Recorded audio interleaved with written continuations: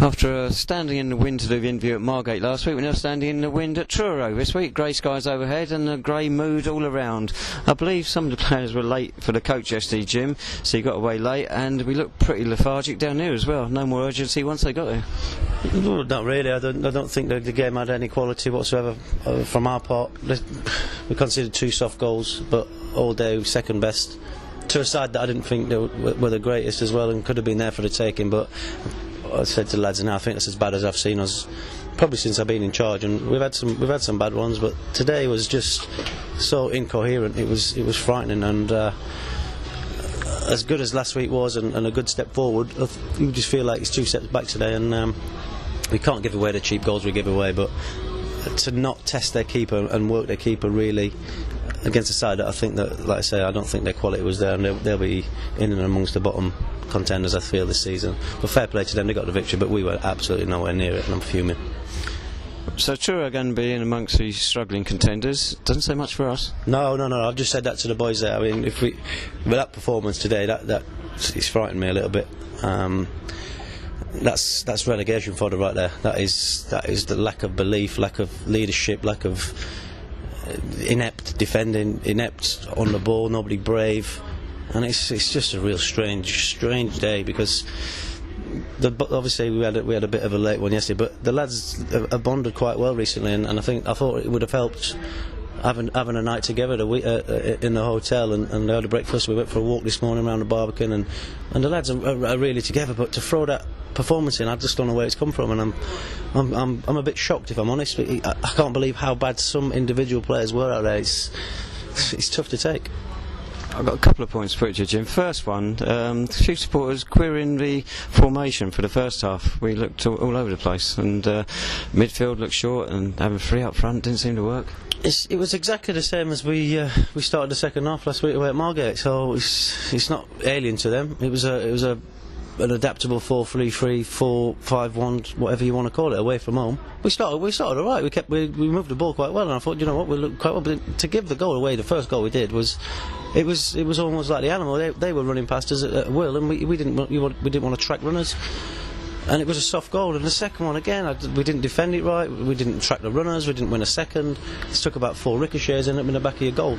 And from there on, it's always tough to take. But I felt that if we could have got a goal maybe just before half time, or got the actual second goal to make it 2-1, that we were still well within that game. Some games you feel that you're completely out of it because of the opposition would never let you get back in, but I felt today that if we could have done, there was still something left for us. But it's so lacklustre, David. You know, you was there yourself, you saw it. I'm bemused, I'm annoyed, I'm angry, and I feel sorry for people that have come down here to watch it, like yourselves, that pay money to come down here. And I said to the boys, they don't deserve getting paid on that performance. That's not good enough today, and I've got a lot of searching to do, because we've got to try and get it right for Monday night. Formations are formations, you know. The lads understood every little job that they had to do today, and one by one and collectively they didn't apply and do their jobs properly at all. I'll come to my other point in a minute. Well, the strange thing is, Truro lost 6-0 to Oxford City recently at home, and yet we've had those 2 decent results. You'd expect us to come out of all guns blazing, and it didn't happen. Put them under pressure, it didn't happen. Yeah, because they got men behind the ball, and obviously looked like they wanted to play on a counter attack, but we were moving the ball so slowly. I'm screaming for urgency from the side. We had no urgency. We're just passing the ball sideways and backwards without any movement in front. Nobody running in behind. It was just so lacklustre. And I don't know where it came from, because I fully expected us to turn the screw on them and really come out, like you say, all guns blazing, positive, and get on the front foot. But to concede the goal we did was absolute garbage. The first goal, I'll watch it back on the DVD, I'll see it again, but I don't know what. We had the ball in possession, and in their half, all of a sudden it's in the back of your net, and giving gifts away like that. But today it was awful, and I'm not going to hide behind anything. I've come out to do my interview with you now. Something needs to change drastically, because that wasn't good enough, and it's nothing to do with collectiveness and the boys being together. The dressing room's fine, but I don't know. I just can't. Maybe we'll have a good result on Monday night and we can put this one to bed. But at the minute, it's a 6-7 hour journey home. I'm going to get back after midnight. It's going to be a long time to think about things. We've had similar discussions to this several times, and several of the comments you've said there, you said before this season, Jim. All right, things improved last couple of games. How long can it go on before big changes? Well, there's not a lot we can do at the minute. We can't make big changes because if we're going to make changes, we'll have to move some out to bring some in. But I still felt that the players have got the quality, but they're not showing any of it. We've got 6 or 7 players out injured at the minute, and hopefully maybe we can get 1 or 2 back for Monday night. We don't know yet, but you can't just keep chopping and changing all the time, David. It's not as simple as that either. But you saw that. You know the players out there. A hell of a lot of them have got a lot more quality than they're showing today, and that's the staggering thing. You know, some players were just doing things that was alien, and so far from where we were last week, it's like I say, it's scary. I put something in there which you probably won't want to answer. A few weeks ago, a manager said to me after he saw us for about 20-30 minutes, another supporter was also the first time today, he said there's a problem out there, the players are arguing amongst each other. Yeah, well, that happens when they're as poor as they are. They don't argue when things are going right. It's only when things go wrong, and that's the frustration. I saw Chappers at the end there screaming at Lockie at the back, because everybody knows that you need to pass the ball into players' paths, and so many times today we passed things behind each other.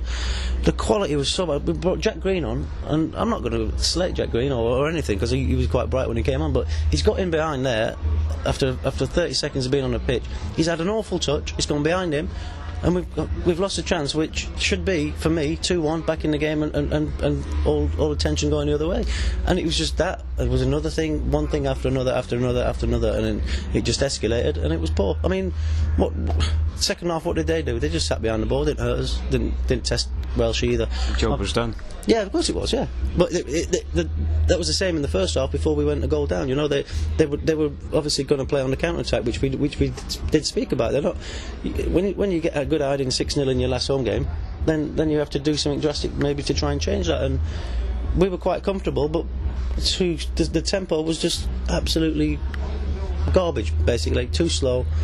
Tried to jam up from the sides, but they didn't take anything on board today, and that's the disappointing bit. You mentioned Jack Green there. It was a double substitution. Lewis Hilliard came on as well on the other flank, and we were all pleased when you signed him in the summer. We'd seen him against us when he was with St Neots Town. Looked a good signing. I'm not going to put the guy down, but he hasn't produced, and supporters know it. Yeah, I don't disagree with that. I don't think he's worked out quite how we obviously thought he was going to work out. Again, I can't really put my finger on that. We played him in a couple of different positions. It's his favourite position out on the left.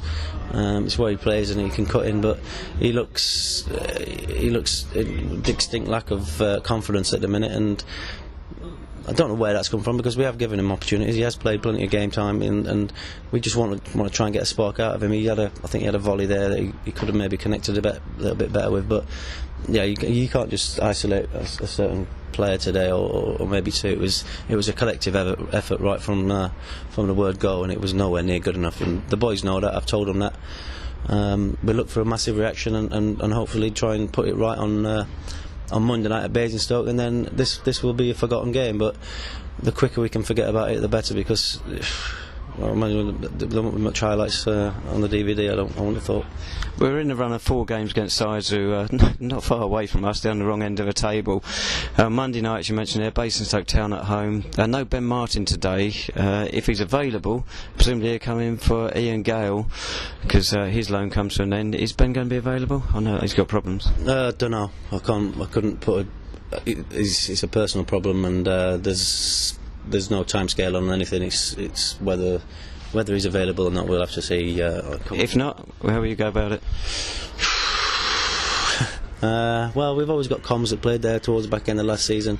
Him and Lockie didn't come through with any injuries today, hopefully, so we've got that option. Dave Longking's been playing right back, could move there, and JK maybe back to fitness and could slot back in at right back. I don't know. We'll have to see how we get on. We've got bodies that need patching up. The squad is very, very stretched at the minute. But I felt confident with the side we put out today. You know, it was the same side that did really well second half away at Margate last week. And today it was just chalk and cheese. It was miles away from where we were last week, and it's a strange feeling. No sign of any of the others coming back? No, I don't. I wouldn't have thought. I think Luke Allen might well be another week or so, maybe. Scotty Thomas maybe a couple of weeks. Obviously Corkers is out, definitely. Who else we got? Wales. Yeah, he's struggling. It could be long term. Danny Green the same. So I don't know. We'll have to see who's available for Monday night, assess it, and try and pick the lads up, pick myself up basically, because I'm really down after that. It's an annoying performance. I feel gutted for everyone associated with it and people that travel down here. You know, it's a long journey, and I did reiterate that to the boys that it's a long journey home if you don't perform and you don't get the points. So a lot of soul searching, but we'll see what we can do for Monday night. We've got a big game, and we need to try and get in a good performance. Let's hope we have a good trip back and everyone raise their spirits for Monday. A reminder then, Monday night, Saints at home to Basingstoke Town, National League South, kick-off at Clarence Park, 7:45.